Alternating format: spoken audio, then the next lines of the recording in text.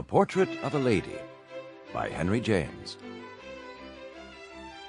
Under certain circumstances, there are few hours in life more agreeable than the hour dedicated to the ceremony known as afternoon tea. There are circumstances in which, whether you partake of the tea or not, some people, of course, never do, the situation is in itself delightful. Those that I have in mind in beginning to unfold this simple history afforded an admirable setting to an innocent pastime. The implements of the little feast had been disposed upon the lawn of an old English country house, in what I should call the perfect middle of a splendid summer afternoon. Part of the afternoon had waned, but much of it was left, and what was left was of the finest and rarest quality.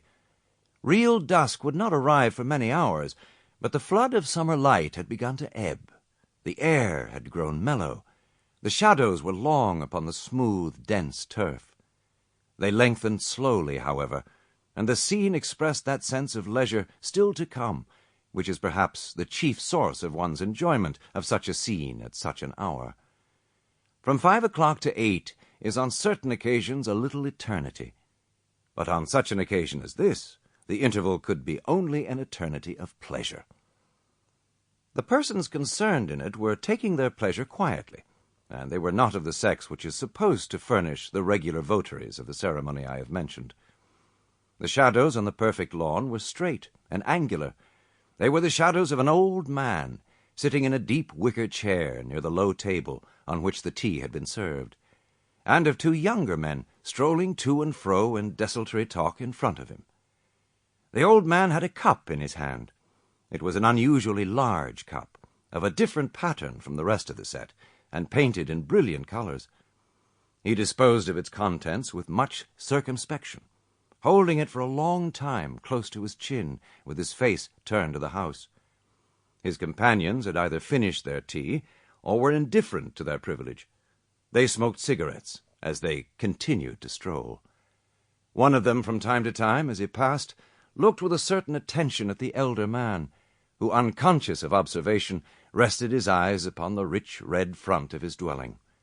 The house that rose beyond the lawn was a structure to repay such consideration, and was the most characteristic object in the peculiarly English picture I have attempted to sketch. It stood upon a low hill above the river being the Thames, at some 40 miles from London. A long gabled front of red brick, with a complexion of which time and the weather had played all sorts of pictorial tricks, only, however, to improve and refine it, presented to the lawn its patches of ivy, its clustered chimneys, its windows smothered in creepers. The house had a name and a history.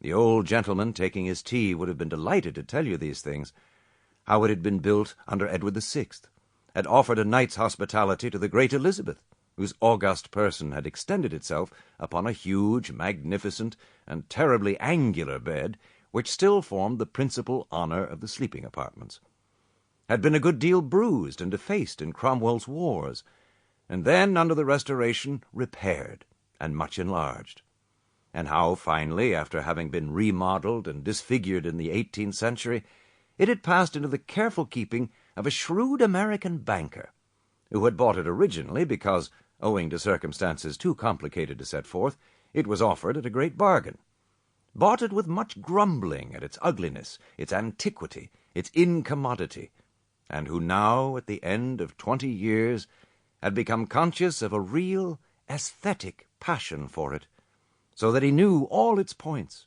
and would tell you just where to stand to see them in combination, and just the hour when the shadows of its various protuberances, which fell so softly upon the warm, weary brickwork, were of the right measure. Besides this, as I have said, he could have counted off most of the successive owners and occupants, several of whom were known to general fame, doing so, however, with an undemonstrative conviction that the latest phase of its destiny was not the least honorable. The front of the house, overlooking that portion of the lawn with which we are concerned, was not the entrance front. This was in quite another quarter. Sample complete. Ready to continue?